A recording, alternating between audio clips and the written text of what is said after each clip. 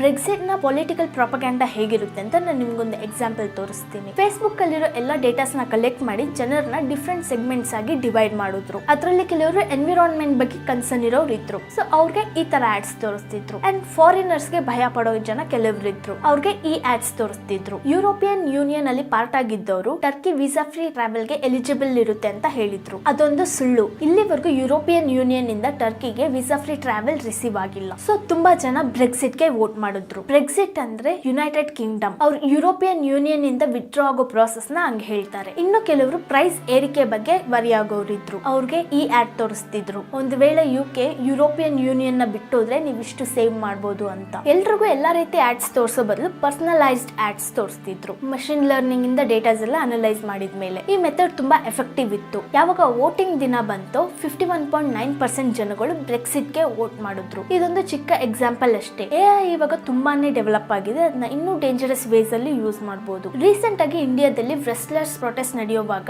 ಅವ್ರ ಇಮೇಜ್ ನ bad way ಅಲ್ಲಿ ತೋರ್ಸೋಕೆ AI ನ ಯೂಸ್ ಮಾಡಿದ್ದಾರೆ. ರೆಸ್ಲರ್ಸ್ ಅವರ ಒಂದು ಫೋಟೋನ ಟ್ವಿಟರ್ ಅಲ್ಲಿ ಅಪ್ಲೋಡ್ ಮಾಡಿದ್ರು. ಪೊಲೀಸಸ್ ಅವ್ರನ್ನ ಸ್ಟಾಪ್ ಮಾಡಿ ಹಿಡ್ಕೊಳ್ಳೋವಾಗ ಒಬ್ಬ IT ಸೆಲ್ ಪರ್ಸನ್ ಅವ್ರ ಫೋಟೋನ ಮಾರ್ಫ್ ಮಾಡಿದ್ದಾರೆ ಸ್ಮೈಲಿಂಗ್ ಫೇಸ್ ತರ. ತುಂಬಾ ಜನಗಳು ಆ ಫೋಟೋ ನೋಡಿ ಫೂಲ್ ಆದ್ರು. ಲೈಕ್ ಇವ್ರು ತುಂಬಾ ಖುಷಿಯಾಗಿ ಪೊಲೀಸ್ ಅವ್ರ ಜೊತೆ ಹೋಗ್ತಾ ಇದ್ದಾರೆ ಅಂತ. ಆ ಫೋಟೋನ ಮಾರ್ಫ್ ಮಾಡೋಕೆ ಒಬ್ರಿಗೆ ಫ್ಯೂ ಸೆಕೆಂಡ್ಸ್ ಆಗಿರುತ್ತೆ ಅಷ್ಟೇ. ಆದ್ರೆ ಅದನ್ನ ನೋಡಿ ರೆಕಗ್ನೈಸ್ ಮಾಡೋಕೆ ಒಬ್ರಿಗೆ ತುಂಬಾ ಮಿನಿಟ್ಸ್ ಆಗುತ್ತೆ. ನೀವು ಈ ಫೋಟೋನ ಕ್ಲೋಸ್ ಆಗಿ ಅಬ್ಸರ್ವ್ ಮಾಡಿದ್ರೆ ಒಂದು ನೋಟಿಸ್ ಮಾಡಬಹುದು. ಅವ್ರ ಸ್ಮೈಲ್ ಎಲ್ಲ ಸಿಮಿಲರ್ ಆಗಿದೆ. ಟೀತ್ ಸ್ಟ್ರಕ್ಚರ್ ನ ಕಾಪಿ ಪೇಸ್ಟ್ ಮಾಡಿದ್ದಾರೆ ಎಲ್ರಿಗೂ. ರಿಯಾಲಿಟಿಯಲ್ಲಿ ಎಲ್ಲರೂ ಟೀತ್ ಶೇಪ್ ಸ್ವಲ್ಪ ಡಿಫ್ರೆಂಟ್ ಇರುತ್ತೆ. ಸೊ ಎಲ್ಲರೂ ಈ ಸ್ಮಾಲ್ ಡೀಟೇಲ್ಸ್ ನ ನೋಟಿಸ್ ಮಾಡೋಕ್ ಆಗಲ್ಲ. ಇದರಿಂದ ತುಂಬಾ ಜನ ಫೂಲ್ ಆಗಿದ್ದಾರೆ. ಆದ್ರೆ ಇಲ್ಲೊಂದು ಹೋಪ್ ಏನಂದ್ರೆ AI ನ ಒಳ್ಳೆ ವಿಷಯಕ್ಕೂ ಯೂಸ್ ಮಾಡಬಹುದು ಅಂತ. AI ನ ಯೂಸ್ ಮಾಡಿ ಪ್ರಾಪಗ್ಯಾಂಡಾ ಅಂಡ್ ಫೇಕ್ ನ್ಯೂಸ್ ಗೆ ಅಗೇನ್ಸ್ಟ್ ಆಗಿ ಫೈಟ್ ಮಾಡಬಹುದು. ಹೇಗೆ ಅಂದ್ರೆ ಅದನ್ನು ಟೈಮೇ ಹೇಳುತ್ತೆ. ಮೀಡಿಯಂ ಅಲ್ಲಿ ಒಂದು ಆರ್ಟಿಕಲ್ ನ ಲೈನ್ ಈ ವೋಲ್ ಸಿಚುಯೇಷನ್ ತುಂಬಾ ಚೆನ್ನಾಗಿ ಡಿಸ್ಕ್ರೈಬ್ ಮಾಡುತ್ತೆ. Artificial intelligence can save democracy unless it destroys it first. ಅಂದ್ರೆ AI ನಮ್ ಡೆಮೋಕ್ರಸಿನ ಸೇವ್ ಮಾಡುತ್ತೆ, ಅದೊಂದ್ ವೇಳೆ ಫಸ್ಟ್ ನಮ್ ಡೆಮೋಕ್ರಸಿನ ಡೆಸ್ಟ್ರಾಯ್ ಮಾಡಿಲ್ಲ ಅಂದ್ರೆ. ಆದ್ರೆ ನಿಜ